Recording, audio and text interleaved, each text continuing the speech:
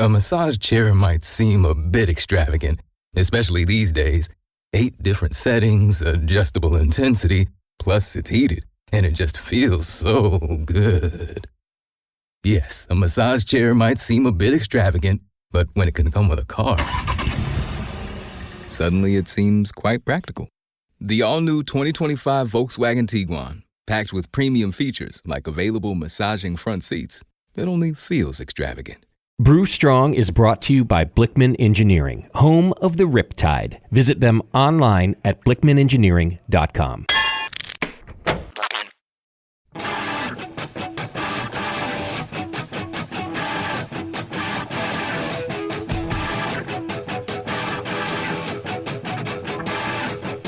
Brewers, it's time for the beer radio you've been looking for.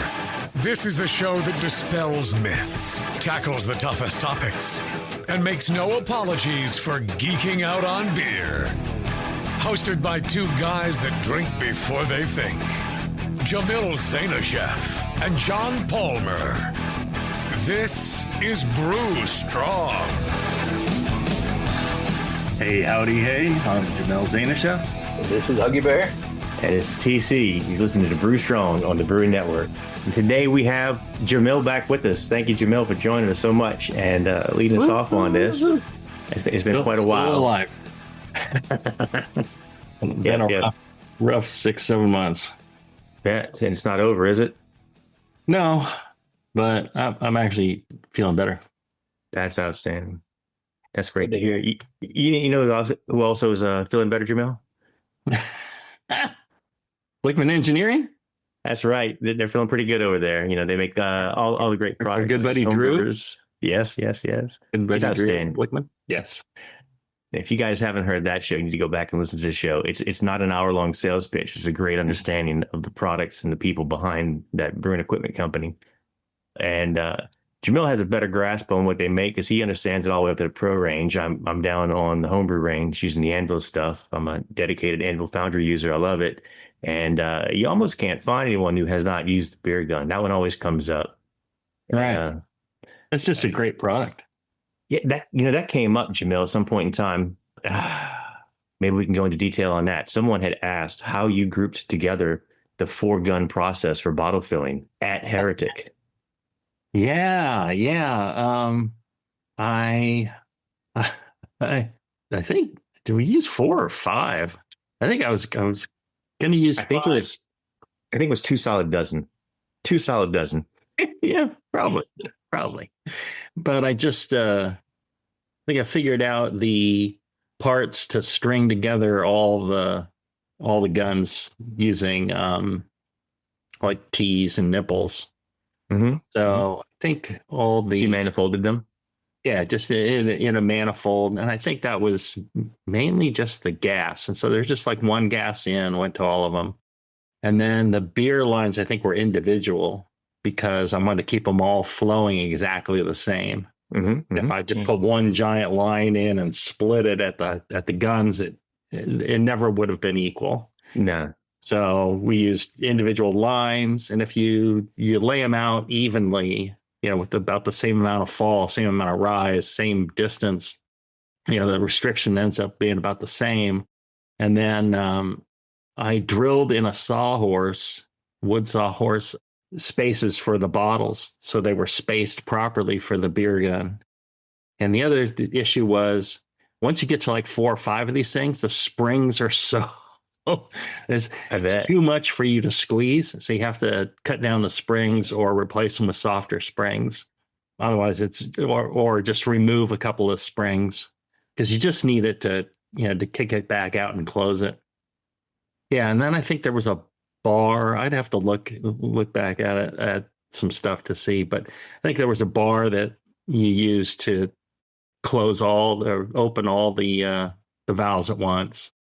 And it worked out great. The hardest part initially was trying to, people were trying to put it down straight into the bottles.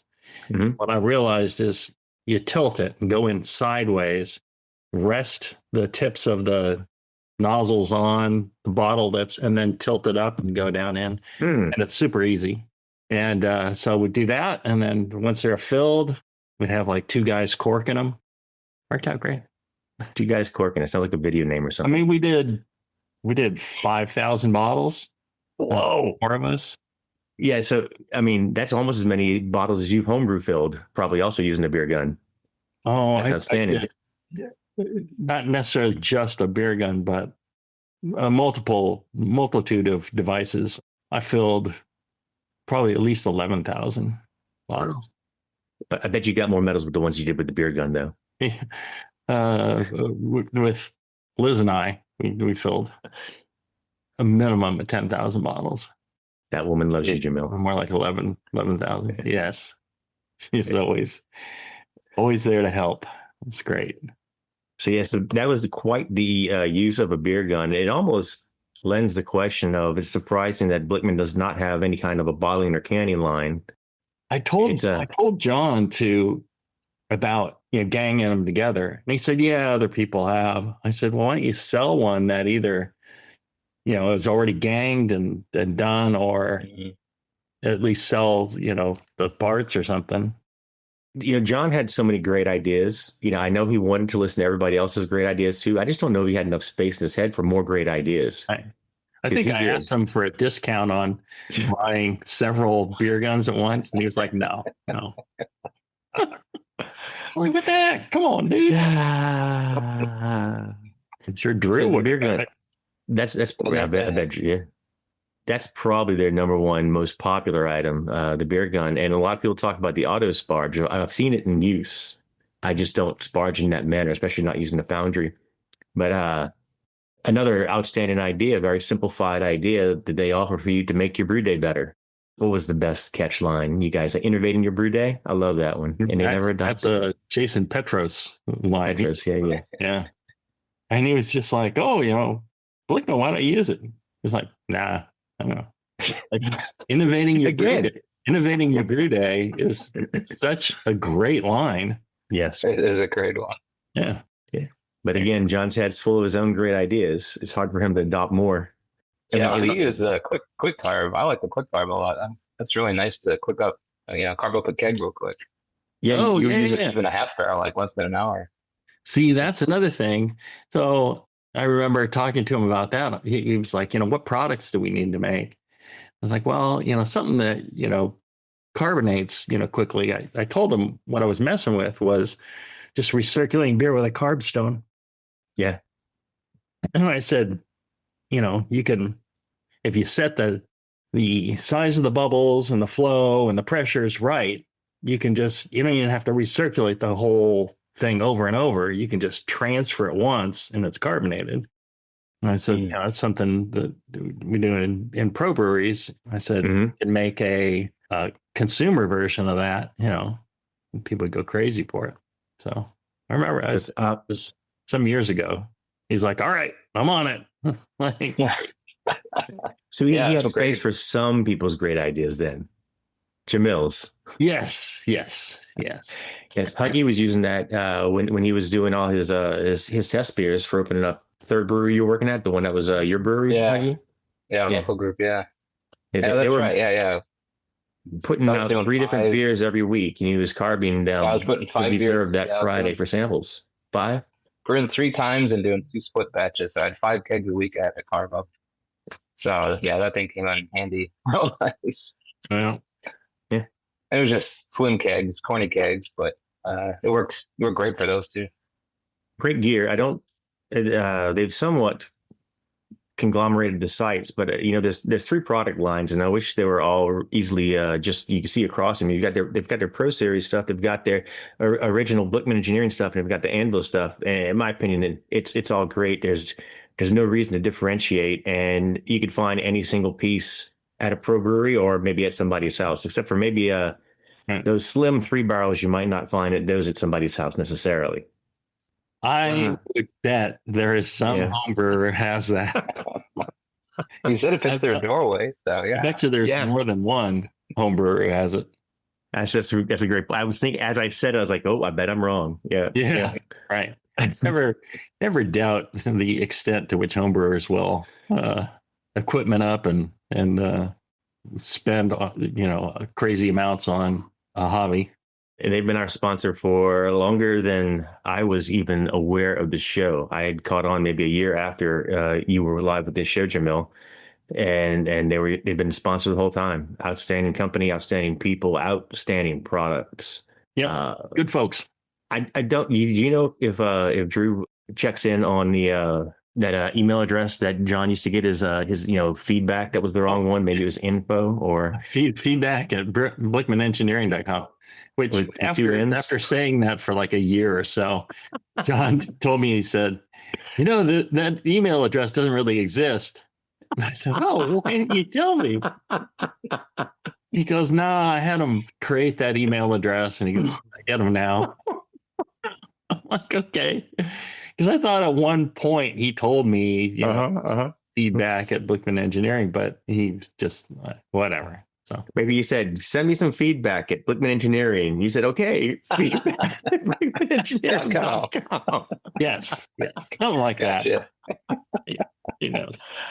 All right. So I don't think I announced it, but we're going to do a Q&A show first. And for everyone who sticks around, we're going to do a Kettle/Quick Sour show. Right following this, we're live on Facebook. We have a question already lined up for us, Jamil, believe it or not. For the Q&A. These will be back to back. Jamil, I don't know if you were aware of it. The new rules are Facebook deletes these videos in 30 days. Really? Huh. Yeah. But obviously, JP, Brewing Network, they're going to take this, parse it out into 2 shows as podcasts. I think they put the video directly on Facebook, as well as the podcasts on everywhere you can find your podcasts, and presumably also on their website. We'll cover that as well on the Q&A right after we take this quick break. Be right back. Vitamin Water Zero Sugar has great taste, zero BS, and obviously zero sugar. For those with zero room in their calendar, zero patience for slow walkers, those who get 0 hours of sleep on a Saturday night, have zero filter, zero given, and zero interest in grabbing a plain, boring water. Grab a delicious Vitamin Water Zero Sugar today.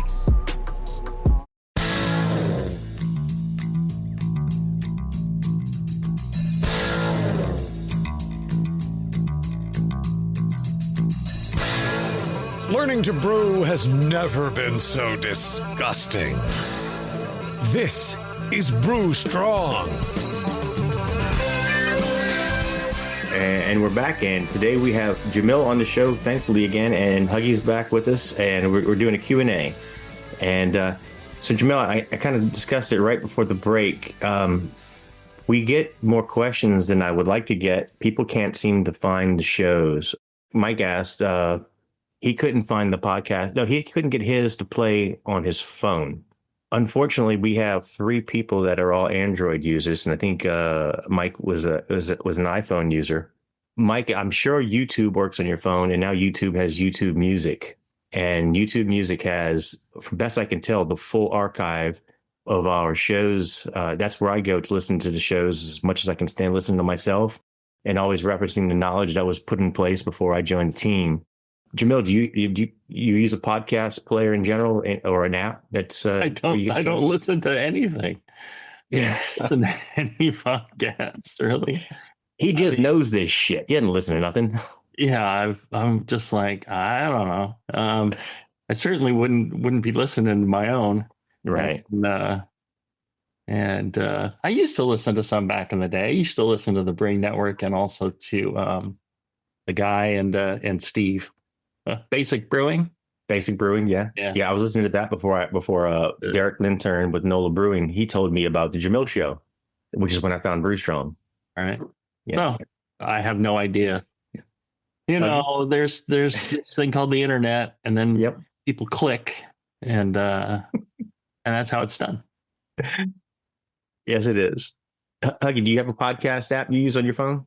Yeah, I use Podcast Addict on my Android, but it's just, I listen to the audio. I have no problems with the audio version, but when did this question come in? Because it may have been a while ago and they may have fixed any issues since then. It comes in all the time. Yeah. Once a month.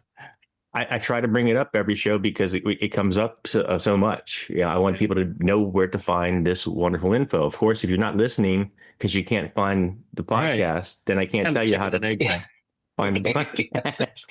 But if you're listening live, you get to see Jamil and to learn how to find the podcast. Yeah. So, back when I was using Google's podcast app for a while, and obviously that's not cross-platform, but YouTube Music should be cross-platform. Yeah, I know Google owns YouTube, but YouTube was YouTube before Google bought them. So if you can't find them there, as Huggy was saying, there might have been a glitch with the site, but I'm finding all the podcasts I can look for on the site these days on Brewing Network's site. Something might have been broken. Now there's pages and pages and pages of all the great things that Jamil and John have put onto record for years now. Yeah, I would recommend them to look for another podcast feed, another RSS feed, because there might be, it might be a bad one out there, or, an incomplete one or something. So maybe try searching for a new feed through the search. Usually any podcast app will have a search function. You can search for feeds on there. And to give credit where it's due, JP puts a lot of work into parsing these shows up and getting them out there. And, back when there weren't but one or two places these shows went, now he gets them to like 3 or 4 different locations, including the standard RSS feeds. So you should be able to find our shows. If you can't, write us. Talk about it next show. All right. James writes in, Brew Strong team. Good morning. I'm a dedicated lager brewer using an old school 10-gallon mort beer sculpture. After whirlpooling, I work through a Blickman Therminator, sponsor shout out number 1, very good, James, and transfer it into an SS Brewtech 14-gallon conical with glycol chilling. I oxygenate in line during the transfer using the Blickman oxygenation kit. My question is this. If I don't quite hit my pitching temperature, which for me is around 44 F, and the work ends up sitting in a fermenter for a few hours before I pitch the yeast, am I doing damage? Perhaps oxidation concerns. I typically hit 10 to 12 ppm DO during dissolved oxygen during the transfer, but I'm wondering if this lag time before pitching could be a problem. If this is a case of time is my enemy, then how long is too long? Also, we'll come back to the totally unrelated. So Jamil, this one caught me because I know there's opinions out there. Basically, if you oxygenate, how long is too long before you pitch? Well, I don't know the exact answer to it, but I would think, you can just oxygenate after you reach. Right. He doesn't get to use his fancy Blickman oxygenator, unfortunately, unless he does it in the quick carb method where it's recirculating. Right. The colder the wort is, the more oxygen is going to get into solution. Mm-hmm. So there's one reason to wait until it's cool enough. The other is, I think, you got a sealed fermenter and you fill it up. If you're filling it a 14-gallon fermenter and you're filling it up 10 gallons, you're probably a little bit more than that in order to, I think the oxygen's not going to leave solution that quickly. And it's closed. I'm presumably he's going into a closed chronicle. I had that when I did my 10-gallon batches. I use the same unit. I put about 12 gallons into a 14-gallon chronicle. Saturation or supersaturation of a gas in a liquid actually can happen fairly quickly, but coming back out is actually rather difficult. And especially when it's cooler, it will stay in there quite a long time. If you open a can of soda and leave it open on the counter, you'll be shocked to find that it's still carbonated like a long time later on. Sometimes I think like the next day, you'll be like, oh, it's kind of flat, but it's still carbonated.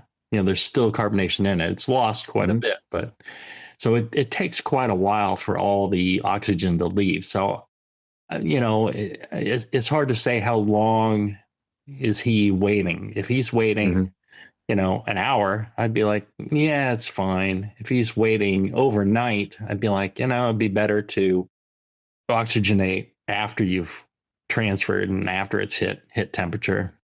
When I did lagers a long time ago with in-glass carboys and didn't have a really good way of chilling it down, I would transfer the fairly warm wort into the glass carboys and I'd put them in a fridge and then I'd I'd oxygenate and pitch the next day. As long as it's super clean, it's not a big deal.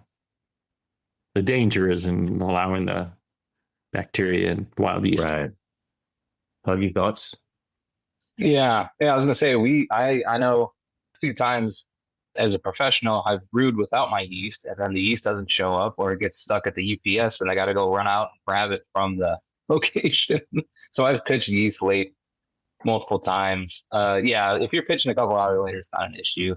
My question though is, and he does ask, would there be any oxidation changes? Would you oxidize? I know it's colder, so you're not as concerned since it's not like hot side oxidation, but are you going to have long-term oxidation? Could you have long-term oxidation issues if you're not? Because usually when you pitch your yeast, it's sucking up that oxygen so fast that the oxygen doesn't really sit around in the wort. But would you have any long-term could you have long-term oxidation issues? Yeah, the oxidation issues, it shouldn't be an issue because people think of oxidation as like something that happens over a period of time. That's because we're talking about minuscule amounts of oxygen, getting in through a crown cap or, some other method. If you're pumping pure oxygen into the wort as you chill it and all that, any oxidation has already happened. It happens pretty quick, especially with pure oxygen, right? What happens is the yeast will take that oxygen back. If some portion of it's that thing about adding Brett to beer and then it removes the oxidation. Mm. I'm not sure how well all yeasts do it, but I can confirm that I used that method multiple times in the past, and it really does work. So yeast will scavenge that oxygen, and if there's some way it can rip it free from whatever has been oxidized, it will. I'm sure. So I wouldn't worry about it. Yeah, this is why you didn't use that show before. I would say, like you said, Jamil, the bigger concern is if you knock out without pitching your own yeast, if it's not a super sterile environment, you could have you could have an infection. So you want to do it as quick as you can. But a couple hours, even next day in a closed, especially if you close up the vessel and keep it cold, and you cleaned and sanitized properly, should be fine. Yeah, that's the big danger. The oxidation, any oxidation that's gonna happen has happened before you can do anything. Within minutes. Within moments. Yeah. So the oxygen content's far higher than it would typically be if we're forcing it in there.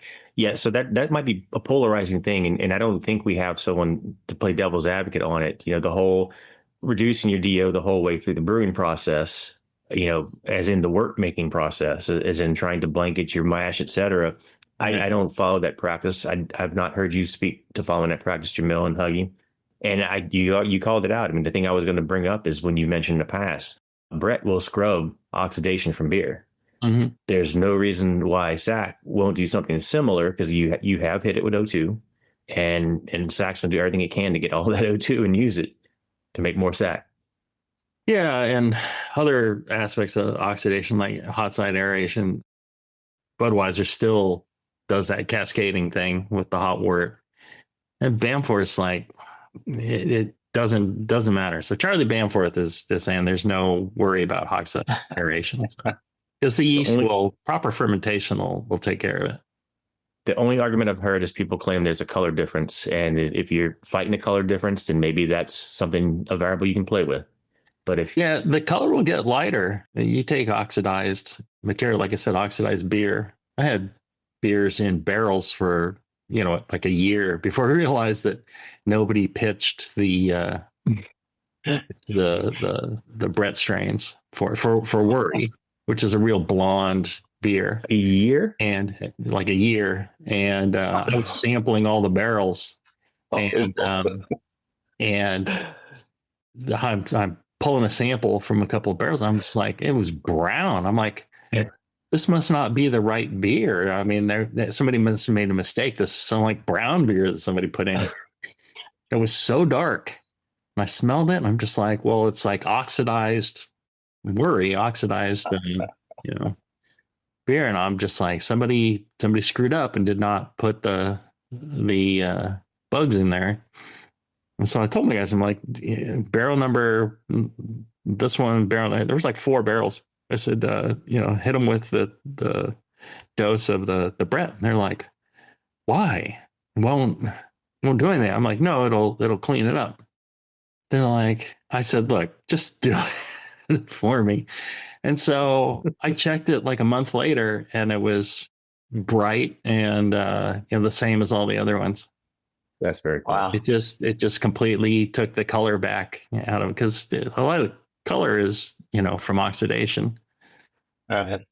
But yeah, works great. That's so crazy. I haven't heard of that. James finished out. James, who is listening live, thank you, James. Thanks for the email so much, and thanks for tuning in. Totally unrelated is, I use the Blickman beer gun for packaging. Shout out number 3. I know it has nothing to do with the auction question, but I figured 3 sponsor mentions might score me a prize. I gave you a shout out, James. He could win a jet ski. That's what he's going for. He wants to be in one of those. Yeah, one of those. We haven't given away one of those in a long time. It's been quite a while. He's clearly a long-time listener. Yeah, if you don't get weird about it, you might be more likely to win maybe a cruise in the Winnebago instead. Right. All right. Let's see. We have some listeners in. Let me see if we can take one of these in the chat. I recently read the article in Brew Your Own on Alt. I've been following Jamil for 20 years, and the idea of an open fermentation in my basement is absolutely terrifying to me. I would love for him to talk a bit about how I can pull this off and ease my nerves that I will not end up with an infection. Oh, that's also James. Is it the same? It's the same James. Thank you, James. Yeah. It would concern me as well. And living in California, I don't have a basement. So what I've done is I found a food grade rectangular bin, like a food storage bin, and drilled out the hole and put a valve in there. And that's what I've been using. It's like a total volume of like 9 gallons or 8 gallons or something. So it's perfect for a 5-gallon batch. And that's what I use for my open ferments now. And I built a framework of PVC pipe and some sheeting and closed it that way. And that worked well, but I'm actually, I'm just going to put a lid on it and just use like an aquarium pump to pump air through across the surface and out the other side. That should work too. And that'll be even more sanitary, because the fruit flies, the fruit flies will congregate. But even if you have it open and the fruit flies land on it, you can always just scrape them off and toss that part of the croissant, the head on the yeast. That's very British of you. Very, very British.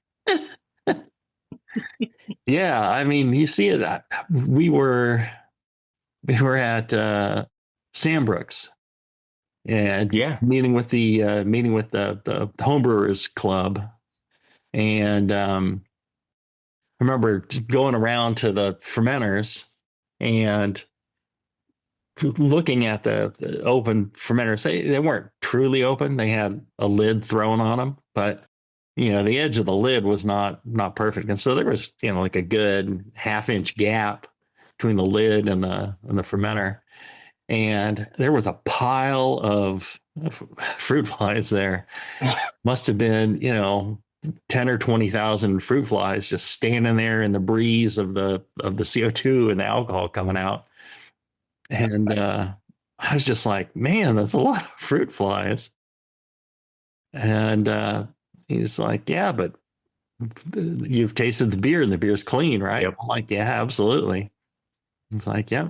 But I do remember the next time we went to that brewery, with you, they had a blue light to catch all the fruit flies, though. Oh, did they? Yeah, the first time we visited, they did not, and that's when he showed us. They just flipped the top of the stainless. They had like sections of the stainless flat lid that would just flip right up. Right. So he could take a bucket and scoop. That's how we repitch. Right. Yeah. Yeah. Sean Knight. Yes, Sean. I love Sean. There at that time. He's a great guy. I was tripping out. I was like, "What? You could do this and make that beer?" That was outstanding. Right. So, well, and a lot of these, if you have the right yeast, it forms a head and it stays there the entire time. It never collapses. I mean, a good portion of it will drop back down through the beer, but a lot of times it'll stay there the entire time, and you drain the beer out from underneath, and you're fine. The stuff on top doesn't matter how many fruit flies have landed there, and I guess as long as you don't crash it, chill it. Right. You got to keep in mind that a lot of these fermentations are just a couple of days, 2-3 days. Peter has a phrase that may or may not be the common phrase: skimming fruit flies. My great friend Peter, also in the chat. Thank you, Peter. I have no idea what time it is, where he is. I just can't get my head around. Is that the phrase of the day? The secret word of the day is skimming fruit flies. I like your shirt a little bit more than skimming fruit flies. I think that might be secondary. We should have brought your shirt up earlier. Oh, yeah. Introverted, but willing to discuss brewing. There you go. I mean, sometimes you see a shirt and you're just like, yeah, that's me. Oh, that shirt. If on the back, it just needs to say, where? Yeah. So, right. I was thinking at some show we should talk about, creating open fermentation. And so, it's a rectangular tub, food grade. It wasn't cheap, although I think it was $30, and people are paying crazy amounts for things nowadays. And then it has a lid that goes on it. And then I was just going to go ahead and drill a hole or a couple holes and feed it with a aquarium pump, and it'll just push out the other end, or I can drill some relief holes or whatever, and positive pressure. Yeah, that'll keep the fruit flies back. But I'm not too worried about it. Very cool. All right, let's go ahead and take a break, and we'll be right back.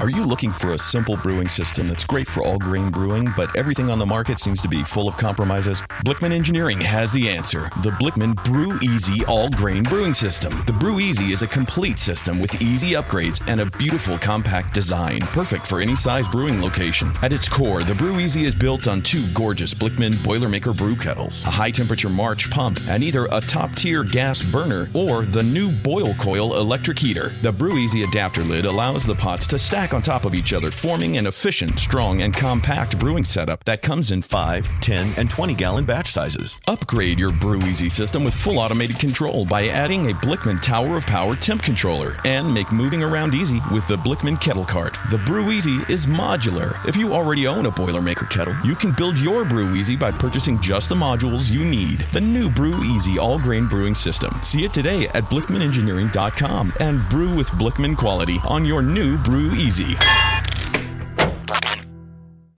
Make your next vacation unforgettable on Royal Caribbean's newest ship, Star of the Seas. It's everything you've loved about every family vacation you've ever been on, with mind-blowing thrills at the largest water park at sea, 7 onboard pools for every level of chill, more than 40 ways to dine and drink, and even more to enjoy at our award-winning private island, Perfect Day at Coco Cay. This is the new Star of the Seas. Click or tap the banner to find out more.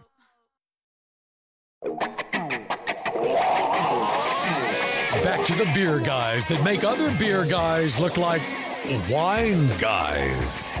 Brew Strong. And we're back. Q&A. And if somehow you dropped into the middle of it, you didn't realize we have Jamil today. And outstanding information. Honestly, it's wonderful. To have. And Jamil, we have a couple more to check. People must have really paid attention to the fact that I said you would be here, because people are tuning in. Either that or the time slot's better, which I'll take both as a positive win. Yeah. They just wanted proof of life and make sure I wasn't dead.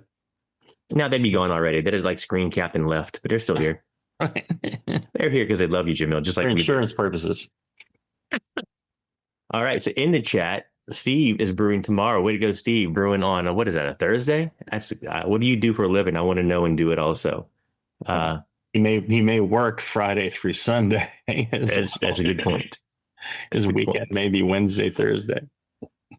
I'm brewing the BCS Scottish Heavy recipe. Any recommendations to make sure it finishes malty but not sweet?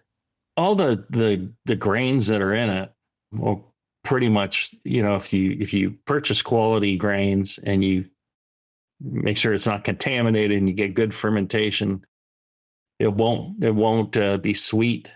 It'll finish out dry and it'll have that good malty flavor. Sweetness can be the enemy of malt flavor. You know how sweetness can kind of mask bitterness, mask other flavors. Mm-hmm. That's what good attenuation is so important. Good fermentation is so important. And if it's, fully attenuated, you pitch the right amount of yeast and you get to ferment out well, it'll actually reveal more of that malt flavor that you're looking for. And the grain bill on that is fairly complex. And that I got from, or at least that concept I got from Ray Daniels back in the day. He had like the Scottish shilling recipes that had like a huge list of stuff. And I'm just like, well, yeah, maybe I'll try building something like that. So that's where I got the concept from. But it'll still be nice and malty. Just should be. So I brewed your 60, 80, 60, 70, 80. I did the 70 and an 80, or I think I did the 80 and entered it as a 70 and 80. Mm-hmm. And so I didn't take first place. That's your fault. But I did take second and third. but that's also entirely a joke. Plus, first place was somebody else that brewed your recipe. Hey, I think it was in Texas. Whenever the homebrew conference was in Texas, I think. Maybe it was there, or maybe it was somewhere else. But one time in the second round of the nationals, I think, getting so old and being sick actually killed a lot of my memory cells. I took first, second, and third place in the Scottish shilling. So people were pissed. I bet. All I remember is how pissed off people were. But then I've had a lot of people pissed off at me, so get over that. I'd be thinking of something else. Yeah. but I remember, going like, oh, all right. I guess that's successful. I don't know how much options Steve has, and sorry, I didn't give you any chance to weigh in on this. When we come back to you for sure. I pulled it up. You got 3 yeast listed in Brewing Classic Styles. Did you have a favorite that would be like the best product for you? And I'll tell you what you listed to jog your memory. You got WLP 028 Edinburgh, and YE Scottish Ale, or Fermenta Safe Ale, which is American style. Yeah. I brewed it with Cal Ale. I brewed it with 01. Yeah. Okay. That did well in competitions just because it's clean. Yeah. And again, certain yeasts will make a beer more malty tasting, malty flavor, not necessarily attenuation, but more malty flavored. Just like certain yeasts will accentuate hop character. Mm-hmm. But Cal Ale is kind of not a bad choice either. That's interesting. Yeah, I had not brewed with that. Huggy, have you done a wee heavy? You did a wee heavy, right? I think y'all had a seasonal wee heavy at your first brewery. Are you talking wee heavy, or are you talking heavy in the shillings? Well, we're talking about strong Scotch, which I think that's what we call wee heavy, and your recipe is Zainasheff's wee. Well, okay, yeah, that's wee heavy, but there's also shilling, which 60, is 70, 80, right, which is light and export and heavy, or whatever they call them. Yeah. But that's what I thought you were talking about. No, sorry, no, I switched back to what Steve had asked about was back on the Scottish strong Scotch, or what did he call it? Big Zainasheff. Scottish. He called it Scottish heavy, so I was going straight to the wee heavy. Oh, okay. But I know, but it was a 60, 70, 80 that we placed with, and behind the scenes, since it was Texas and local, and I know the people and the judges, et cetera, I got the feedback afterwards that people were going back and forth with both of my beers, trying to figure out which one was better when it was the exact same beer in two different bottles. You got to love a story like that. Interesting. Because I entered it as a 70 and an 80. Oh. Okay. So you we did a wee heavy at no label, but we barrel aged it because that beer before the barrels was so sweet, and we barrel aged it in Texas in the summer in an unair conditioned warehouse. So it would be these hot cold environments where it would go into the barrel and come back out. So it would suck out a lot of tannins, I think, and that's what made it a good beer.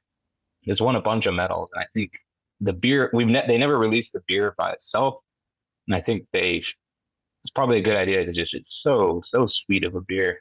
I think the IBUs are low, just a lot of specialty malts on that one.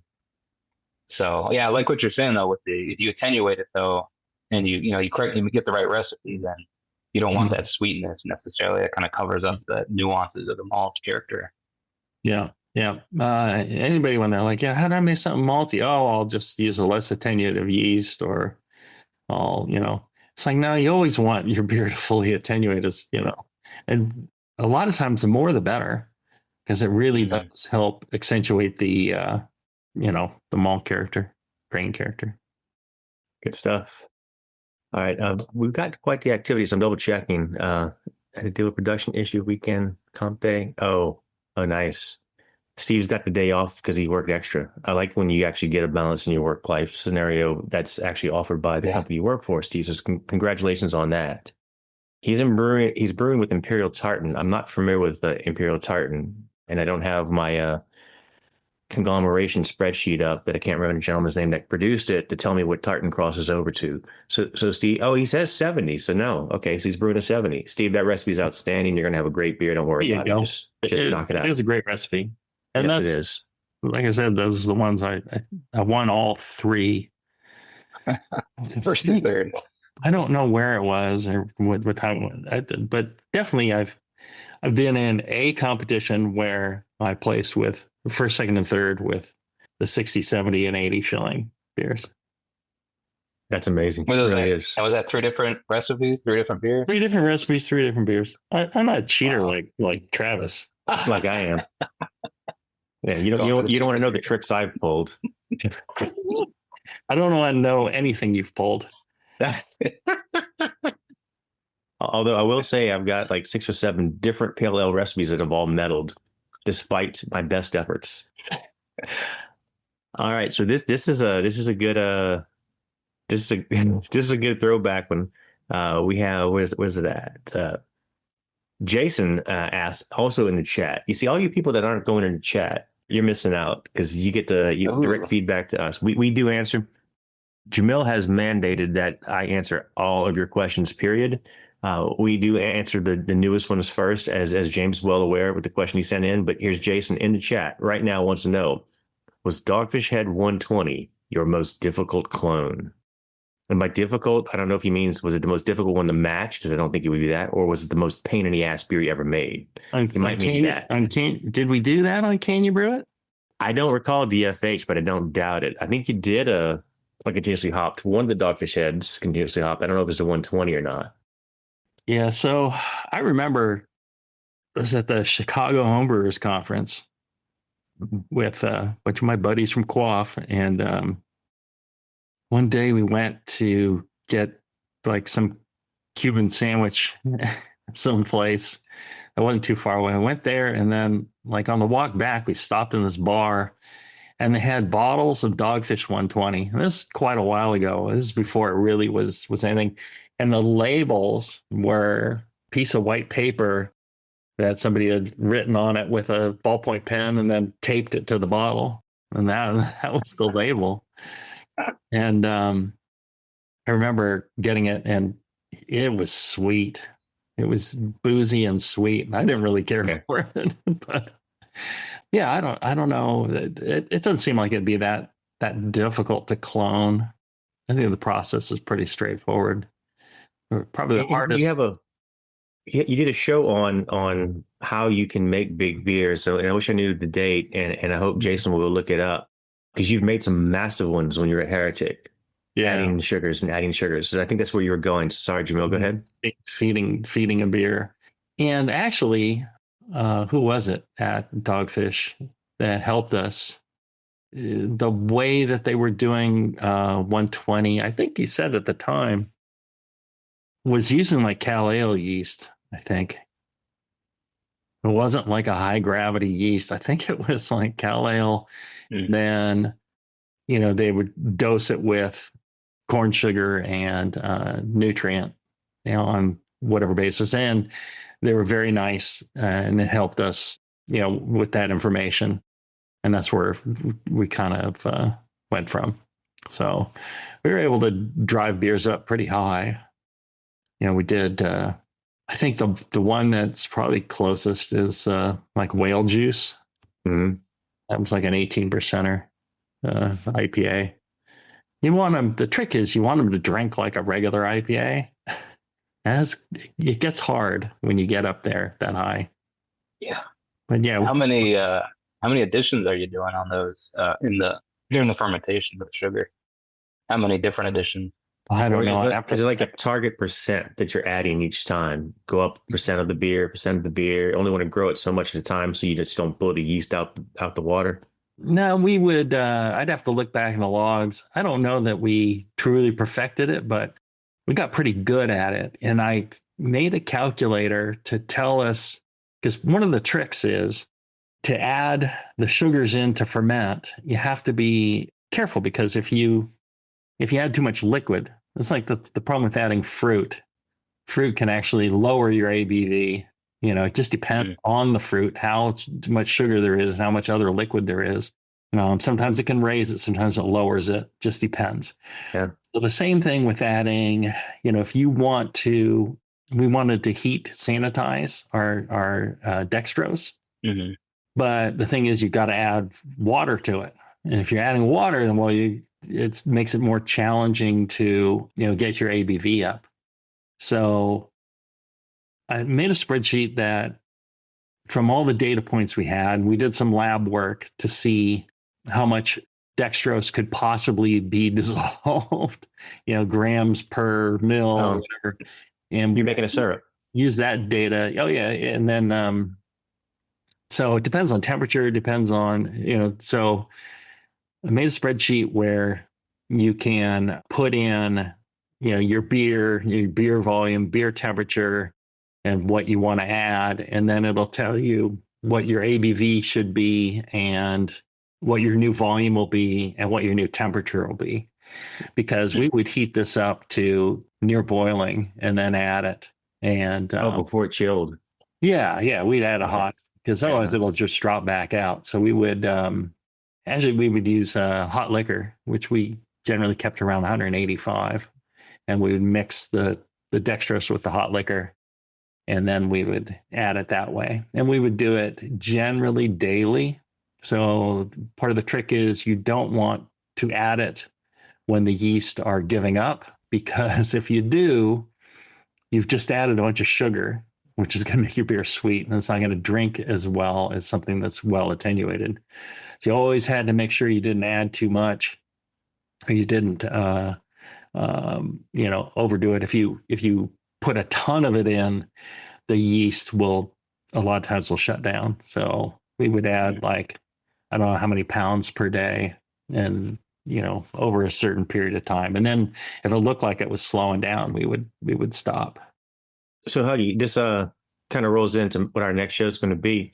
You basically had parallel flagship lines of kettle sours where you had a 5-ish% and an 8 to 9-ish% that both had fruit additions in them that were, well, I don't know that they were the same beer, but they were similar beers, I believe, but obviously not the same.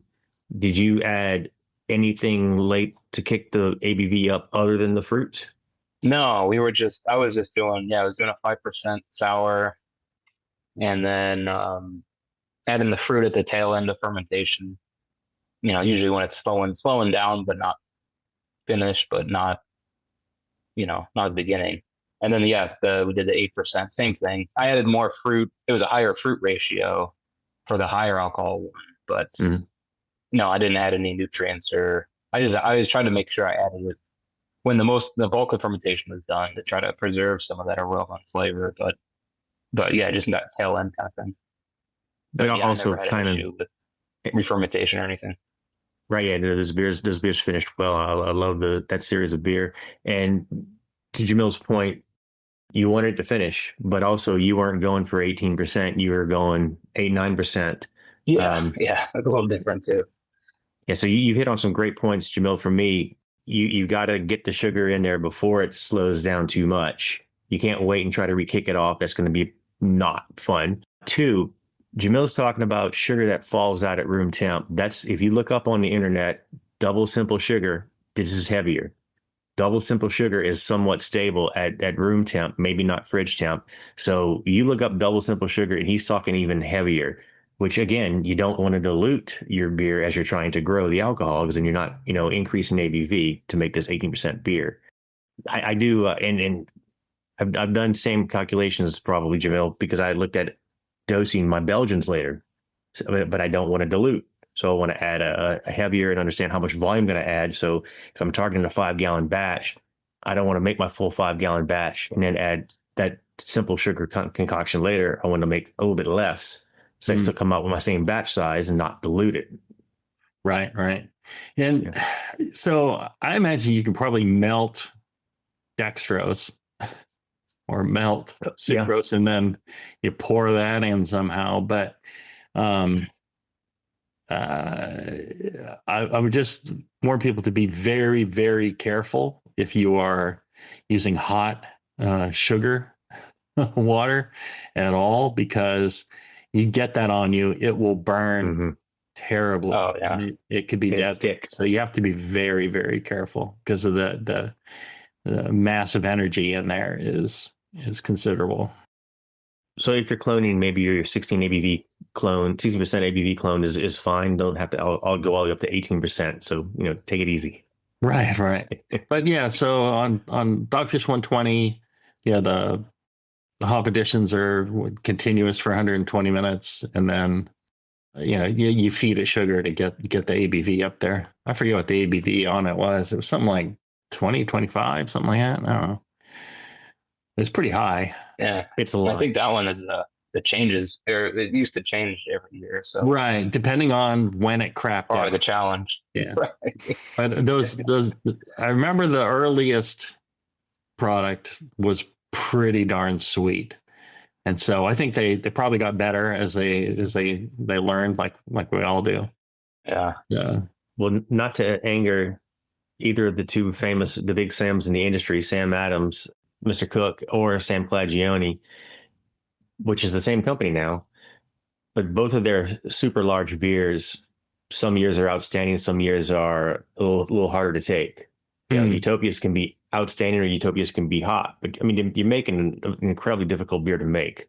Yeah, you might not be perfect every time, but they definitely vary a bit. And I like a beer that varies a little bit. It tells me they're really making the beer, Right. Yeah. I agree. You get some seasonal variations, but I mean, you want it to be as drinkable, consistent as possible, consistently drinkable. Yeah. All right, let's take our final break and come back to see if we can't find something we can wrap up with before we head out. Right back. Hit pause on whatever you're listening to and hit play on your next adventure. Stay 2 nights and get a $50 Best Western gift card. Life's a trip. Make the most of it at Best Western. Visit bestwestern.com for complete terms and conditions. Introducing the perfect companion to your morning listening routine. AG1's clinically backed formula is now flavor-packed with 3 new delicious flavors: tropical, berry, and citrus. Start the day on a high note with probiotics that taste like the tropics. Mix it up with micronutrients that taste like berry or citrus. And take it all the way back with the classic AG1 Original with notes of pineapple and vanilla. Do your health a flavor, or 4, with AG1 Next Gen, the daily health drink. Learn more at drinkag1.com.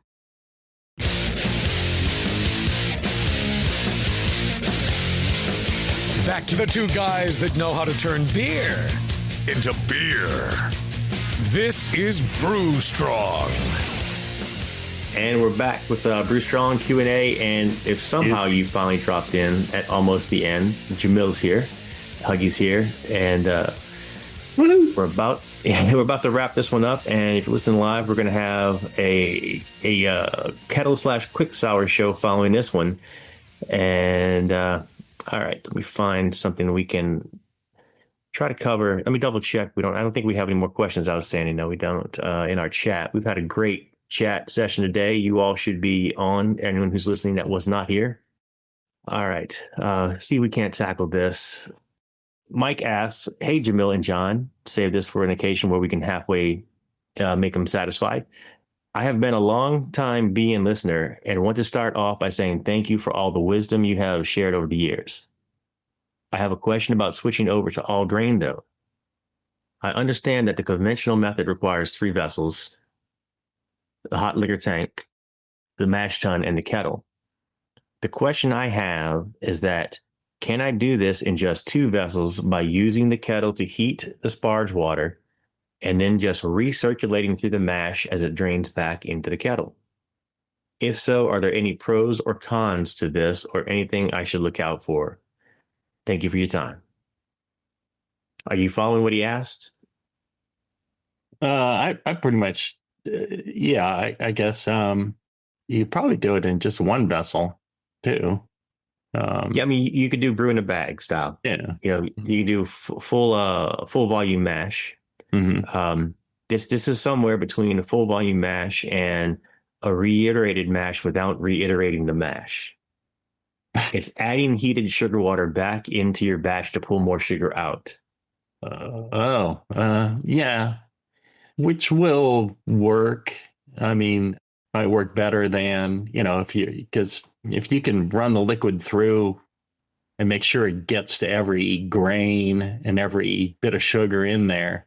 Because the problem with efficiency a lot of times is you get channeling, you get pockets that, just did not, get rinsed as well, or conversion. So sure, that would work just fine, I would think.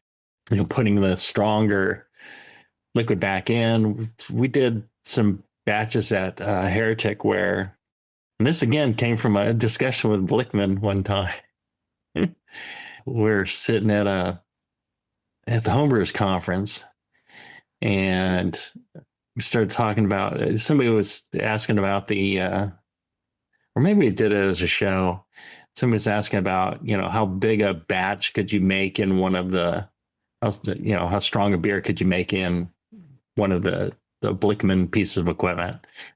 And I said, well, you could take the wort and just add more grain. And so, which I call polyguile brewing, which is just taking the mash from a batch of grain, dumping that grain to fresh set of grain. Instead of water, you use the wort from the previous mash. And it scares the shit out of me. It's just additive. It's shockingly just additive. You use twice the amount of grain, you get twice the amount of sugars out of it.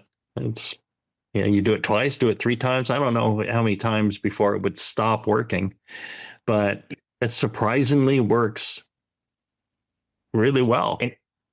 And I've never seen anyone say it doesn't work, which is outstanding.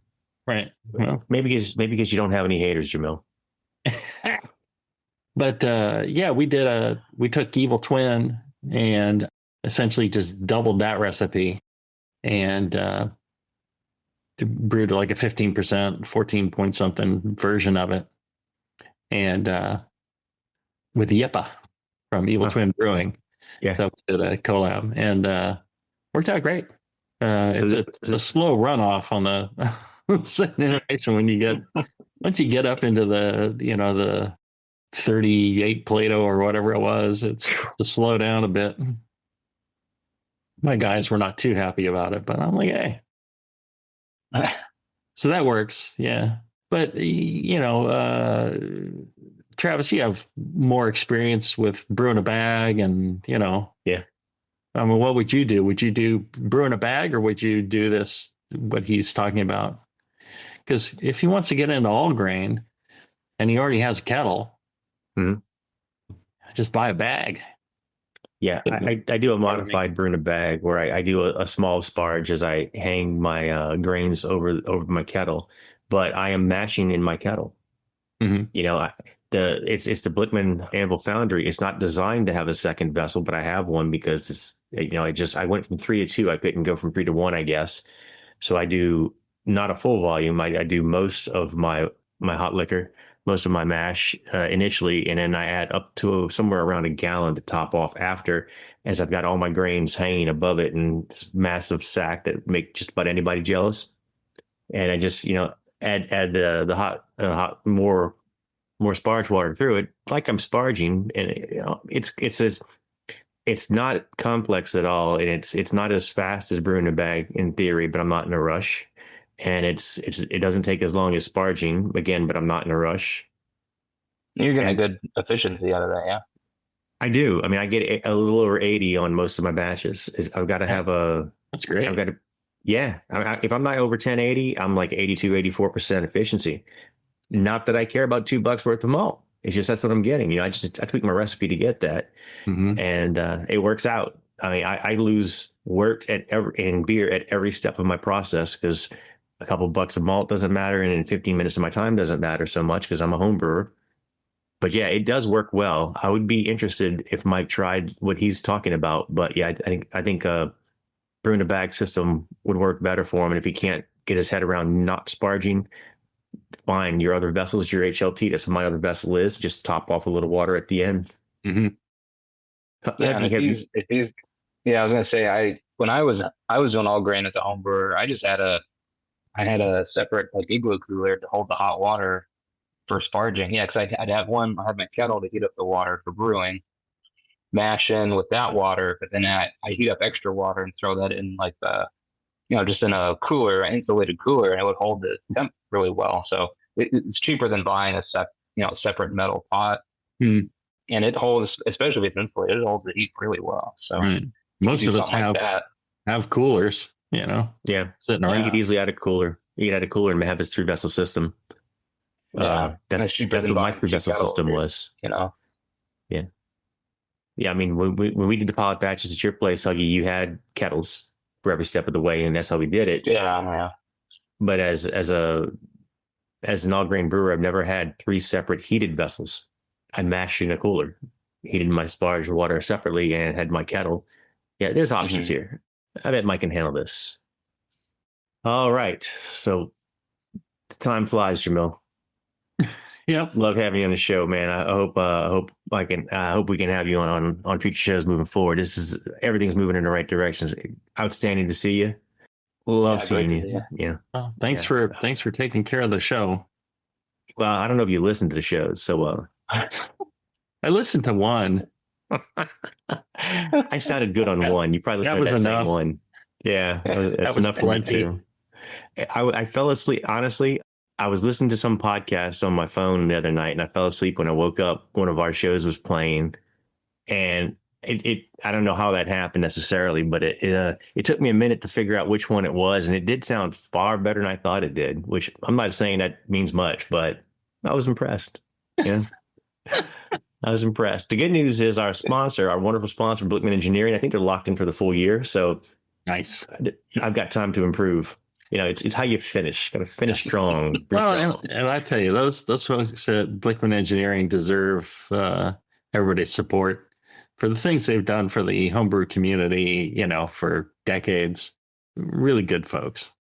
So if you're going to buy something, at least give them some consideration. You don't have to buy anything from them in order to listen to this show, but check out the website or ask to see some Blickman stuff at your homebrew shop, and just check it out. It is good stuff.